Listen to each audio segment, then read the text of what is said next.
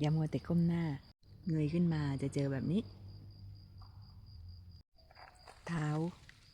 ยอมลำบาก เพื่อให้ตาและหัวใจได้เจอสิ่งใหม่ในทุกๆวันคำคมก็มาในวันที่ฟ้าเปิด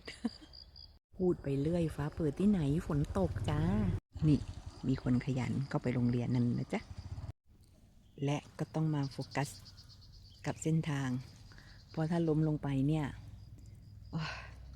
สกปรกแน่นอน